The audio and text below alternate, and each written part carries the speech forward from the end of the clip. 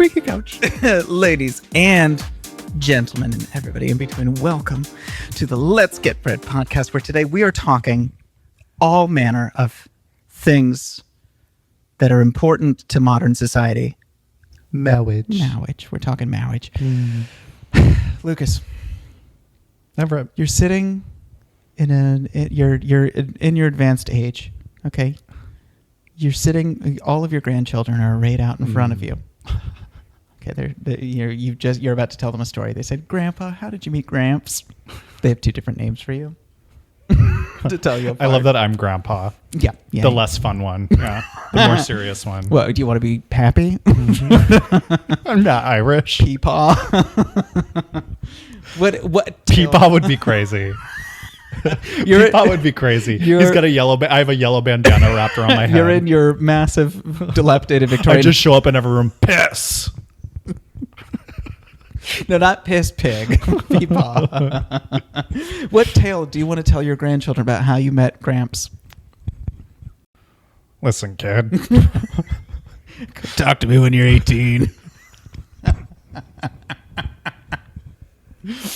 I was in the back stall at Ralph's on Sunset. Oh, no. I downloaded the Sniffies app. I said, I have one in the chamber. It's halfway out. Come get me off. Oh, my God. I think about this all the time, about how many, like at the very beginning of online dating, how it was such a, you never ever wanted to admit that you met somebody online. Mm-hmm. And that was a big, shameful, horrible thing. And now Sniffies is straight up just asshole as your profile pic. Exactly. Right. And you're just, I still would not want to tell my mother, we met on Sniffies. And she'd be like, what's that? And then she'd immediately die when I explained it to her. There's still an element of that to me, but that's also because I advertise on the utterly most hideous, depraved. Have you heard of anyone actually finding their partner through Sniffies? God, no. Yeah. I'd be curious. I bet there are people. Sure. I think they dress it up. I've heard of two people who've met spouses on Craigslist. Mm-hmm. Yeah, that's fascinating. Coleman Domingo just told a story about that. Do you know who that is? Oh, sure, yeah. He found his partner on Misconnections in New York City. Okay, that I'm all on board with. Isn't that amazing? I love that. And they've been together for 20 some years. I think they have a really great relationship. Yeah, but obviously that I think is fabulous. Yeah. I think of Pete Buttigieg talking about how he met Chasten on Bumbles or whatever the app was, where the dames message first. Yeah, what's the point?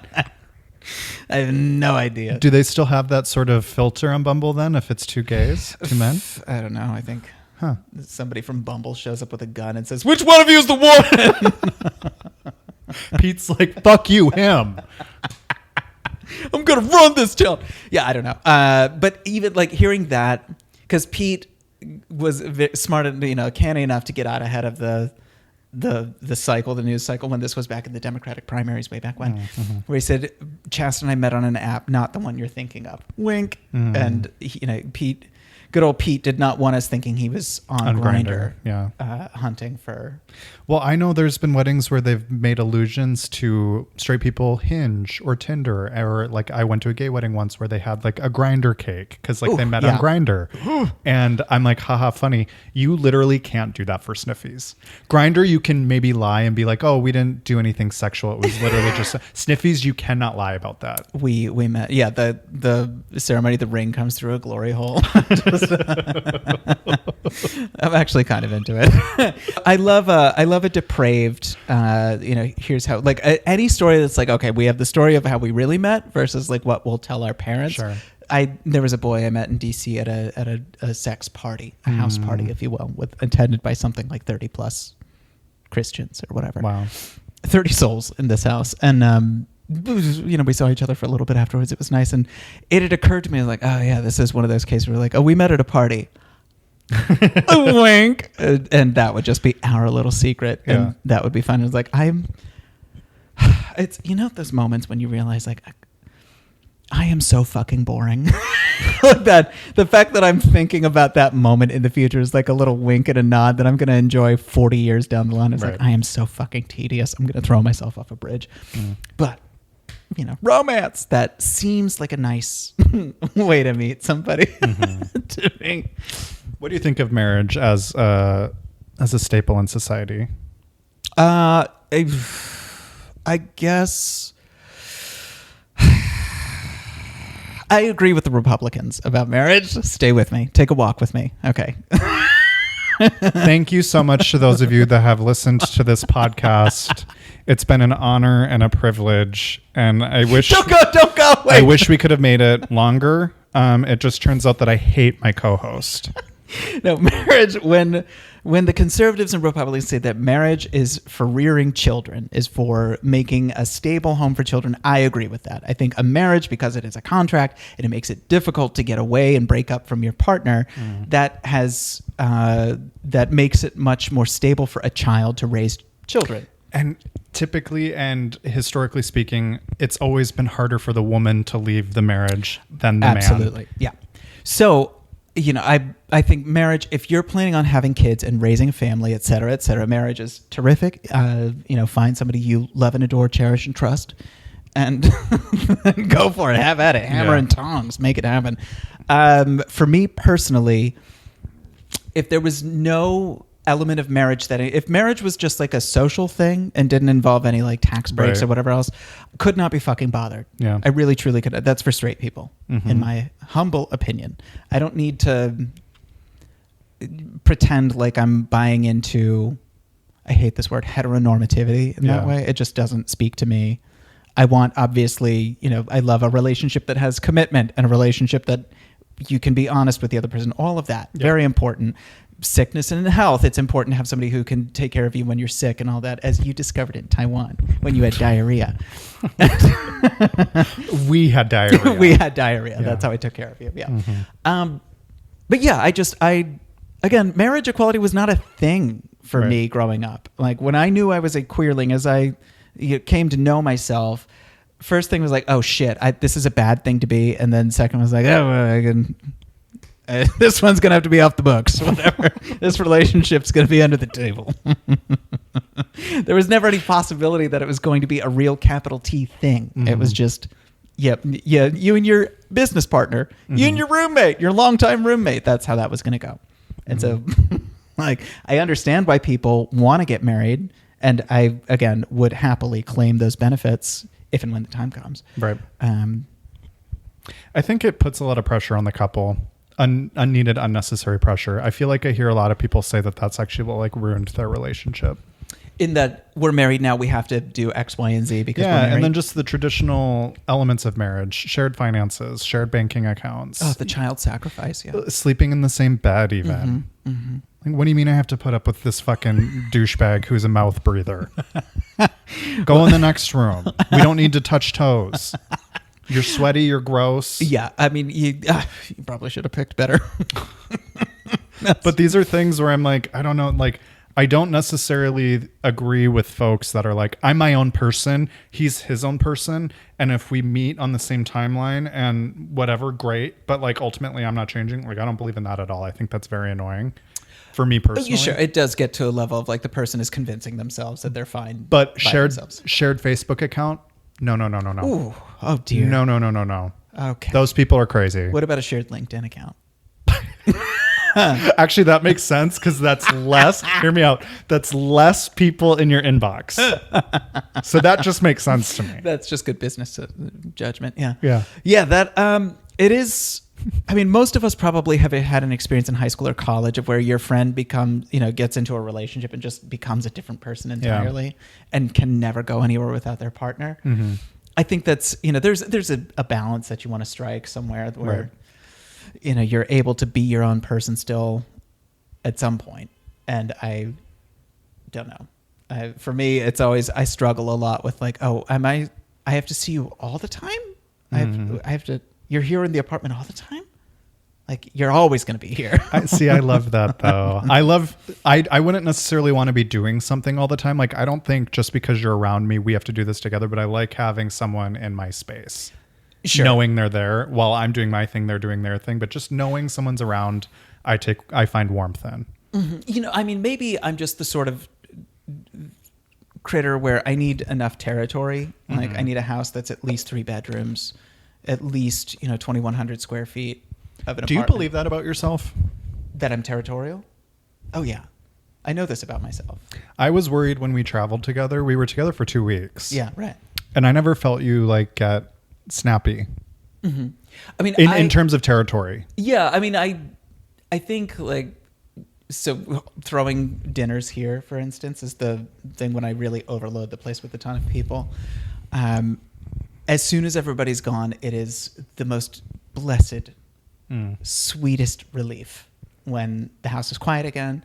Everybody's gone. The dishes are done. Yeah. That I as much as I love throwing the dinners and, like having a lot of people here and such, I fucking live for the moment when they all go home. Fucks off. I know. I actually think about that. I've been really forcing myself to go and do these networking things or just go like there's actually science behind the healthiest thing you can do is just go to the party. In our current age, we're all just in our apartments all the time. We're all on our phone. We watch other people live, but a lot of us aren't actually living. We're watching people live. And so if you're in a position where you're working from home, you just, exactly, like you don't see anyone. And so then I'm like, okay, I feel like I need to go to this party, even if it's just for like 20 minutes. You heard it here first. Go to that cum dump. Go to the party. Oh, the party. That's what I meant. Just for like 20 minutes. And that's what I think. That's the thing of marriage I love is like you're not alone. Yeah. As a single person in his 30s, past his prime. Yeah. No, I'm not. But I do. It is just like, man, there are times where I'm like, it would be so nice if I just had someone. But then that doesn't solve every problem. No, of course not. Because then the minute you get someone, you're like, I fucking hate this person. Right. And then they give you ringworm. Yeah. Don't you dare. Don't look. Don't you dare. That was from Crunch Fitness. I know. That was not from, Gone but not forgotten. I did not get that the fun way. Crunch's Fitness. I mean, yeah, I know what you mean. I've only ever been in danger of getting married seriously once. And then once a man proposed to me. Right. Via text message and then disclosed immediately thereafter that he had HIV. Do you think he was worried he transmitted it to you or transferred it to you? I think that's why he got in touch, was he wanted to... And then was like, I'll marry you. Wait, am I confusing the time? I'm confusing the timeline. So he asked to marry me, and then I replied with, this is what it was. He texted me, said, let's get married. And I replied and said, are you ill? And then he blocked me for like 4 months. And then that's when he got back and he said, hey, by the way, I've got HIV. So a little too late to do anything. You know, that was outside of the window period to have gotten a post-exposure prophylaxis, say. But, all's well that ends well. Hi, Justin. Hope you're doing good. No, I will not marry you. Yeah. So, yeah, I mean, and in the relationship where I seemed in danger of actually, we talked about getting married, my David and I, may his memory be a blessing. And that was, it was completely like, oh, holy shit, this could happen. Yeah. What? I've never devoted an ounce of energy to thinking about this before. I probably should do that. And then it just was like, oh wow, what changes if this happens? I had no fucking clue. Yeah. Have you ever been close to the Mawwiage? No. Oh. No. Of course not. No. In fairness, I've never dated a 60-year-old whose time is running out. Oh my God. Oh boy. Interesting developments here at the Let's Get Bread podcast. Everett is not the worst person on the couch. He is. That's not true. I'm nice. Yeah. But you had a serious boyfriend, I mean to say. You've had a yes. capital S, serious as a heart attack. Oh, I loved him. That breakup. Oh my God. So much Taylor Swift listened. So much. Oh God. So I was in love with him. How old were you? So young. It was my first relationship. It's just like so boring when I say it out loud. It was my first boyfriend. I was with him for 3.5 years. Loved his family. And you were 32 at the time? I'm not even 32. No, I was 22. We broke up when I was 25. Oh God, I was so sick. It's almost like puppy love. I've experienced such horrors in this life. Like that didn't even rank to that. Like it was like, oh God. Interesting. And you thought you were going to be? I thought I was going to marry him for sure. Interesting. Did you have a feeling when you two met or when it became clear to you that the relationship was a go, like there was a green light on the relationship, did you have a feeling of like, I made it? Like, I don't have to look anymore. I was so excited because I was raised in a small town in North Dakota. All I thought about, like, gay people was they would end up alone, addicted to drugs, and of course they would die of HIV. Right. And so having a boyfriend felt like the most radical thing in the world of like, look at, I'm happy. Yeah. I have a partner. We're just like all of you guys. You know? Pete Buttigieg school of thought here. Yeah. Seriously though, I like, oh God, I was so, yeah. Yeah. And so that was, because I always think about this, how friends of mine who I've seen get married or who I've seen in a serious relationship, there is that element of, it's a relief, but it's this almost like the kind of relief you'd see if somebody's just been clinging on with their fingernails to a ledge, and then they finally get up and they're like, oh, yeah, I'm safe. You're like easy. So I know a lot of gay people who do think marriage is heteronormative, and that we are doing something that biologically disagrees with our nature.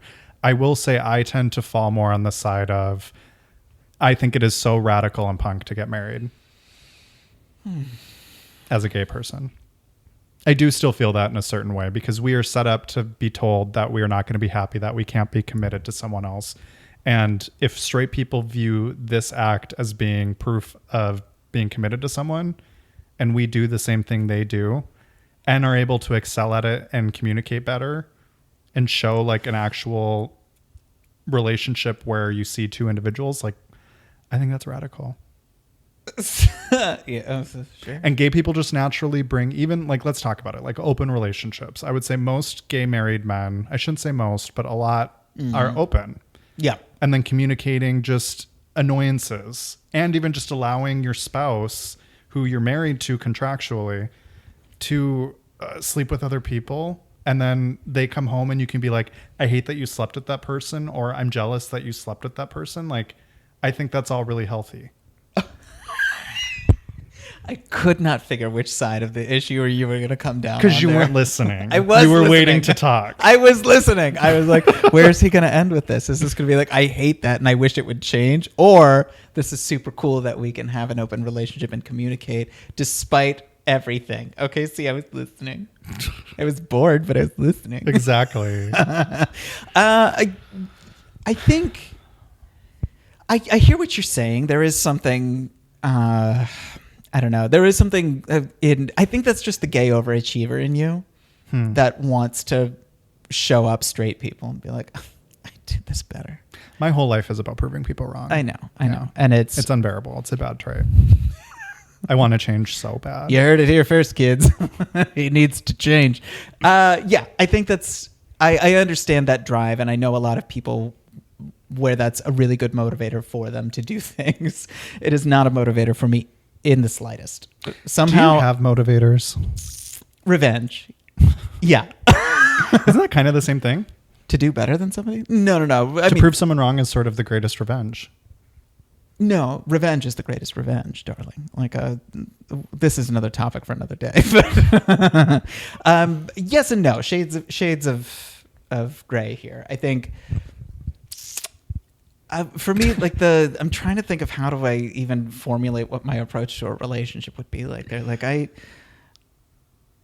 What I heard you say was you're still dancing for the straight people to show them how good you can dance and how technically proficient you are at it. No. Is that not what you said? No. Okay, so you said that it's punk rock when the gays are able to have a stable, committed relationship, right? Mm-hmm. And to do it in a way that like straight people will recognize as a stable, committed relationship. Take straight people out of the equation in general. Okay. Then who's looking? I was still talking. As it turns out, this is a 2-person podcast. Oh my God.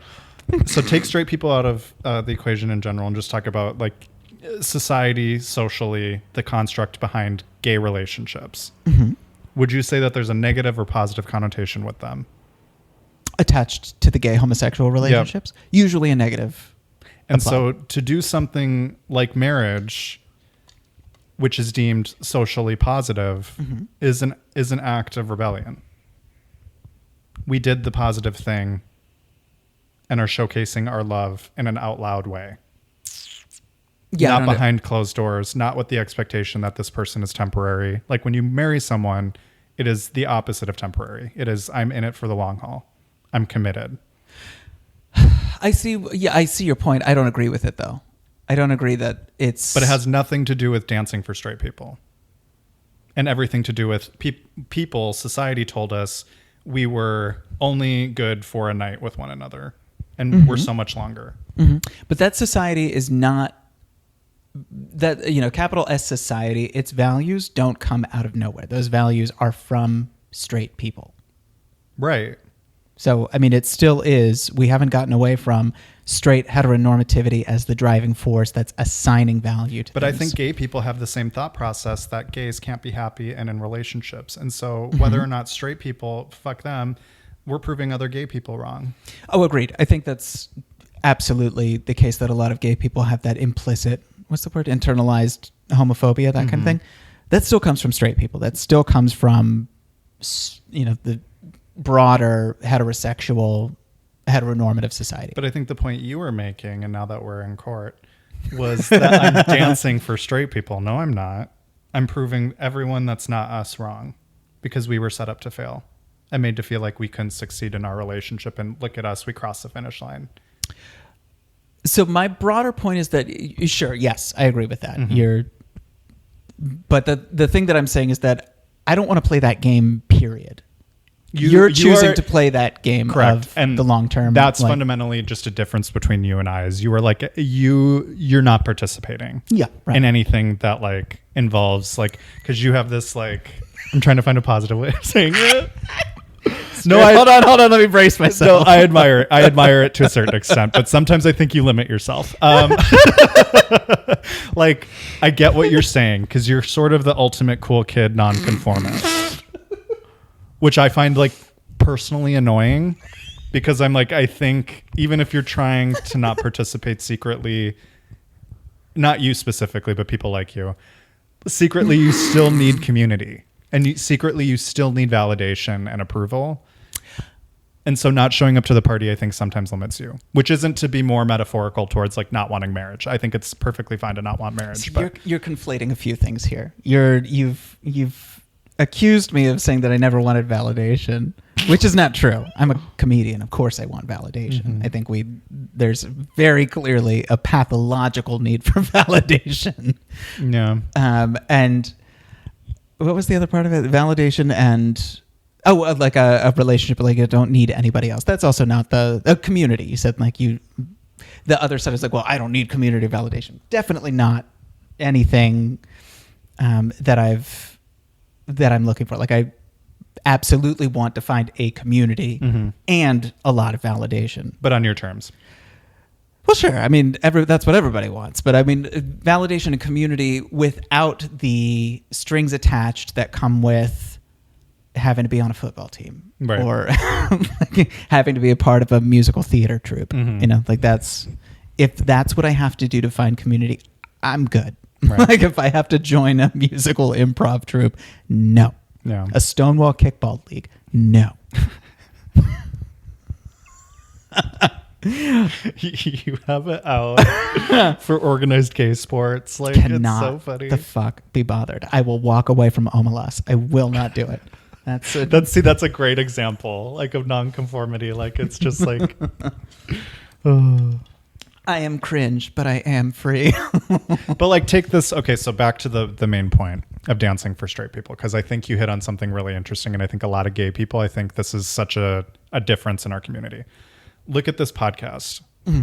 It is cringe as fuck to have started a podcast in 2025. Or cringe as fuck. We're 230-somethings. How dare you? We don't have large followings. Everyone is saying, why the fuck would you do that? It's pointless. You're not going to win. It will take years and years, and it probably won't, because podcasts are already dated. I'll have you know, Tom, longtime listener in Boston, loves this podcast. As everyone should. We're great. It's the greatest podcast in the world that you don't know about. But the point I'm trying to make is everyone told us not to do it, and we're doing it anyway. Mm-hmm. That's punk. Sure. The final product is very different from a straight marriage or a straight acting marriage. I love how like I feel like we started close and now we're like, don't you cross my line. We're like, we need this to be done. We're like, okay, sorry, what were you saying? I just think that's, again, a podcast is a very different thing from a heteronormative marriage. Not in Joe Rogan's world. Listen, I think you and I both know I know a thing about Dance for Straight People. Okay, I've done it on stage for a while now and failed miserably at it just this past Saturday. Worst I've ever bombed in my life. Oh my God, out of body bad experience. And there's something that it just, when I sense it happening in myself, that I'm starting to twirl. Suddenly Leslie Jordan in that clip, like, watch me twirl, daddy. That immediately comes to mind as soon as it's like, oh, I'm starting to edit myself or starting to try and appeal to these people. That is the same feeling I get towards like pining for my one true soulmate and wanting to raise kids and, you know, get a house in the suburbs. And I feel very differently because I don't think I want children because I was taught to want children. I think I have a natural inclination to like want to take care of others. I mean, I would want children if I could birth them myself and just be like a monstrous medical oddity. Like I should have been a teacher. We're just going to gloss over what I just said. I should have been a teacher. I love kids. They bring me so much joy. I will not deal with parents. I will not deal with a parent showing up and screaming at me about how Bannister isn't a bad kid when Bannister sucks and is a bad kid. And we need to help Bannister become not a serial killer. Yeah. I mean, that's... Oof. I could never be a teacher. Could never be a teacher. They're treated terribly. No.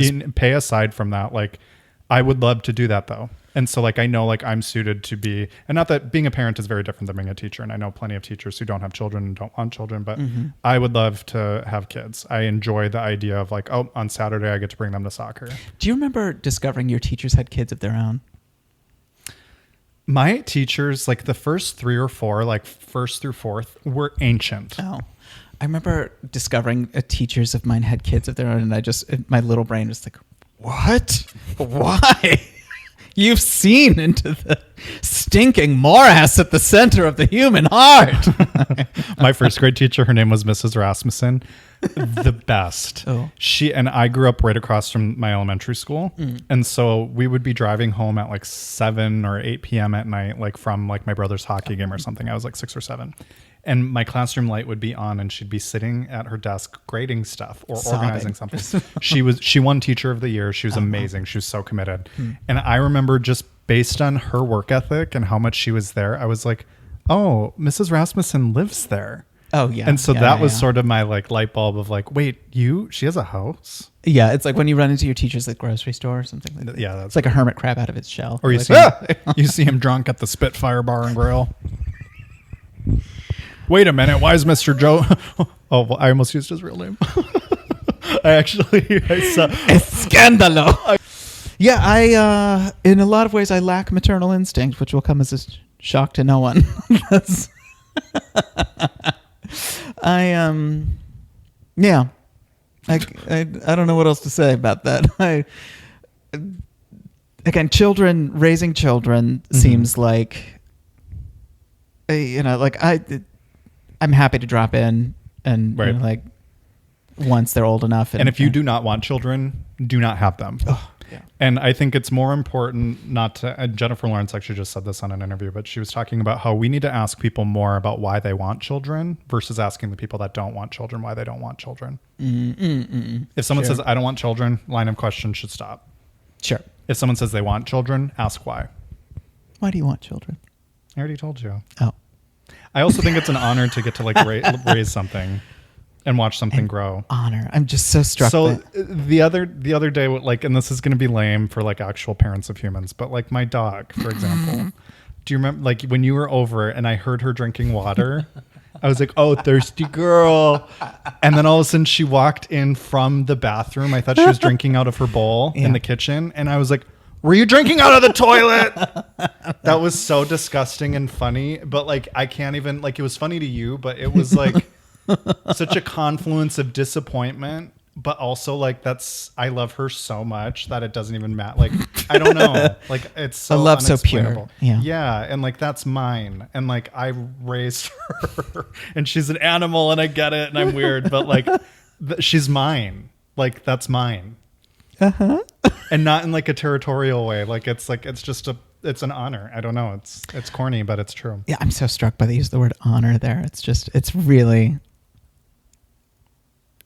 it says something about you. I'm not sure what it says, but the fact that you keep using the language. It's my life's greatest achievement. Like, yeah. I like to, and it's so corny, and I'm gonna like, yeah. So let's say, for instance, you sell a script and it becomes a smash, not even a hit, but just like overwhelming praise. Like it's regarded as the new Citizen Kane, et cetera, et cetera, et cetera. Yeah. Stevie is your number one. That is so interesting to me. I love her. Like I can understand it, and then by that same on the other what is it? By that same token, I was like, what? Because and like I get it. It's a dog and it's temporary, and I already know there's people being like, that dog's gonna die, and I'm like, I know, don't talk about it. But like she's given me something no one else has. Please. Potentially Giardia. Because I got a case of that I'm very still suspect about. She's never had it, but she does tend to put her nose in a lot of the food if you keep it down in. Your baby girl. Your baby girl. Yeah, I just. But like, yeah, it's not an inconvenience for me to take care of other people or other things. I think it's like, or I don't know, having someone to care about, like that's motivating to me. Yeah. You know, I just think of like the stock character of like the mother who begrudges her children because she took care of them and they cost her everything. That to me is a very interesting character. So, yeah, no, I am her on this podcast. Yeah, it's you trust on me. this. The difference with Stevie is I get something back. I gave you a parking pass. Yeah, we shoot at his apartment. Where there's limited parking and you need a parking pass. Free parking, no parking pass on my place. My couch was $2,000. No, your daughter is too codependent. That's why we can't shoot at your apartment, because she snuffles at the door and barks. So she would just sit and chill if we let her, but you didn't want her. She didn't when we recorded there. She was not a good girl when we were there. Watch your mouth. You're skating on. You're a bad mother, You're Helen. skating on thin ice, and you know I'm not. Yeah, I mean, seeing how you adore Stevie is deeply, I wanted to say troubling, but it's moving. It's really sweet. But it's like, I don't know. And it's not even special. I know other people feel the same way about their things they love. That's like the whole point. Yeah. Yeah. Mawwiage. Mawwiage. A sacrament. And one that I can't be bothered with. Yeah. Yeah. Maybe it's just the religious side of it. I also don't like the whole, the theater behind a wedding. Like, I just don't like, if my partner really wants like a big bougie wedding, fine. Ooh. I just am not, that's not my thing. I want ideal wedding. I had a writing teacher once. It was her second marriage. So she was like, fuck, I'm not doing a real wedding. Right. She and her husband got married by themselves in Cancun. No family, no maid of honor, no best man, no nothing. It was those two. They got married together, and then they vacationed for a week. Yeah. Their wedding was the honeymoon. Perfect. Yeah. See, that's a refreshing perfect lack of they came home. Main character syndrome. Yeah. Home, party for everyone, pizza, 2 hours out. Yeah. See, I mean, I can appreciate a wedding. I've been to a couple. I love weddings. I love here going and to there. weddings. I just all that delicious attention and the cake, and all that delicious cake. Yeah, it's a lot of song and dance. It's a lot. I mean, so at my sister's wedding, when in Ohio that I just went to, she's walking out. Of course, everybody gets all misty eyed as she shows up, as one should. And then as I'm listening to the music, and of course it's a strings, arrangement, stringed arrangement of the Jurassic Park theme. That's crazy. That's crazy. Oh, what would you walk down the aisle to? Oh man. There's this song. He's about to cry.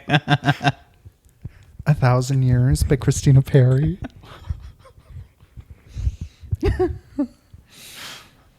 Could never.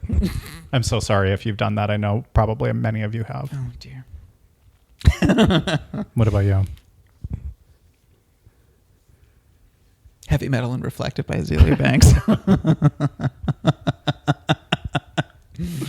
That's the one. That is the one. When my father gives me away, it's going to be to the sound of motorcycle engines churning. I don't think I asked you. What would you... Well, you're not having grandchildren or getting married, but if you have grandchildren, what would you tell them about how you met their grandpa?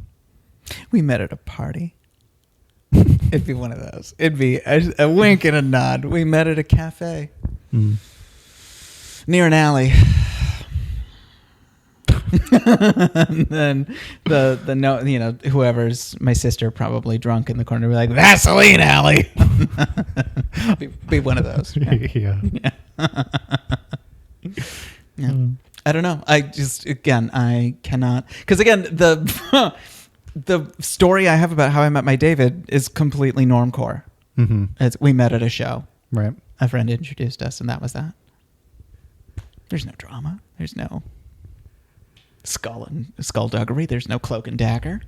Are you wearing a wedding ring if you get married? Where? Sorry, that was dumb. That was bad. That was a hack. I know.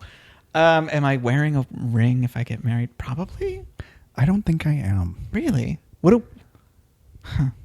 You're so utterly conventional otherwise. Why is this? I don't like jewelry. Oh, I see. Yeah, I'm not really a rings. Maybe a nice men's bangle. I find rings like really, I kind of like playing with them when I have it, but then I just know and I'll lose it. I will lose it. But what about the man who gives you the ring? I also just think men's rings are ugly. Generally, yeah. And there's rules. There was a time in my life when I thought I was going to be a rings guy, when I'd have like 8 rings. Yeah. And like a ton, on both hands and such.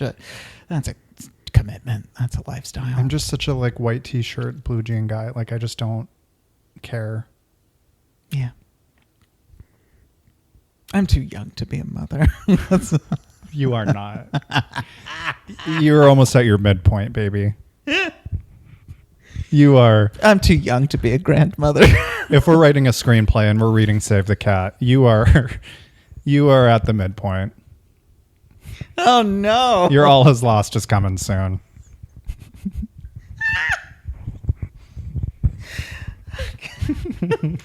Okay, interesting developments at the Let's Get Bread podcast. Everett has to leave because his feelings are hurt. What's the conclusion? No, there's no climax. Turns out it's just a steep, but there's just no... It's just downhill. It's all downhill from here, kids. No, I think my ideal marriage probably involves at least 6 people. Oh, you're an open marriage person. You're polyamorous. Yeah, they're like the Anais Nin model of it, where they don't know. Oh, and they don't know each other. Yeah, yeah. So there's one in New York and LA, and I'll just have 2 shoeboxes. Why one not? with LA husband and New York husband, and separate checkbooks. Why not? Because I don't want to have to remember all that. Could you ever be a Mormon wife? Where you have other wives or other husbands and you're married to the same man? Okay, so I think you could. my bussy says no, my head says yes. And I think you would love it. I can see it both ways. I mean, I did kind of write this novel just recently, which is I've now landed an agent for. Don't brag. I'm just saying. You have Stevie, I have my novel. Okay. Anyway, if I was the cock of the walk, if I was running shit, I have the pathology where I can enjoy that. I have the right kind of damage where I could thrive in that fast-paced, deadline-driven environment. If I'm wife number 34, in, just in the crowd and, no, absolutely not. Could you? Yes, you could. I would not. Oh, yes. I would hate it. Would you? You know what comes to mind? What? Do you remember the pilot of Severance where she wakes up and she's throwing shit out? Like, that would be me trying to get out of that marriage. Sure. But what if you're wife number one? What if you're the head wife? I think we both know that if I have even just like if I'm not getting attention for even 3 minutes, we both know I'm out. Yeah. See, I wouldn't want to do that because also that would require like the cost of admission, whatever the benefits are, the price of admission is way too high, which is I have to subordinate everything I want to this man who thinks he's in touch with God. No, thank you. Could never. I would. No. That would bring out the most violent, worst part of my personality. Unless, of course, I can play this man like a fiddle. But again, that's like the only reason I would enjoy that is because it would allow me to further develop my sociopathy, which is not a net positive. And see, that's an area where I'm like, I'm not touching that. I'm not participating. That's where I become you. I'm like, oh, I've had enough bad experiences with men with God complexes. I'm like, ooh, it smells like shit. It is shit. No. Yeah, I mean, I get something in my brain's like, I will break him. No. I get into that line of thinking. Mm-hmm. And again, just not remotely healthy to be in that kind of a thing. But husbands scattered liberally across creation, maybe, and even better to make it more ethical, if they found out about each other, it'd be chill. Yeah. Would be super chill, Well, yeah, they're all probably 60, 63. You need to stop with the ageism. It's really not attractive. You're like their second or third. I'm like, whatever. That's not what we say. I am a catch. I'm like, I like Ethan. He can do whatever he wants. It's fine. It's just Ethan. Or is it Evan? Oh my God. No, wait. Evan's my son. Oh, no. All right. Well, now that Lucas has gotten all this aggression out on me, would you ever consider marrying me? Fuck no. Holy shit. I couldn't think of someone in my life more incompatible, which I think is why I like you so much as a friend. Okay. All right. Well, kids, this is the end of season 1 of Let's Get Bread podcast. Your new host next season is going to be Erica Kirk. It's gonna be Erica Kirk. Because you got assassinated. And I planned it. And then Erica... Get out of my house! And then Erica... Woo! Okay, all right. Well, you are a guest in my home, and this has been long. So that's Mawwiage. It was fun, though. Marriage is a struggle. And I think you and I both will be comforted by the knowledge that, like all things, marriages also end. Much like this episode. So that's all we got. Bye! Bye! Thank you for joining us. We hope you enjoyed the show.